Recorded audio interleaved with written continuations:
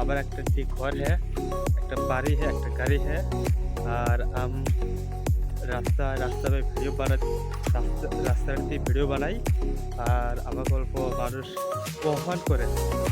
ওই জন্য আমি তোমাকে বলি, আবার এরকম ভিডিও পাওয়ার লাগলে আপনারা ডেইলি সাপোর্ট করবেন। My first blog.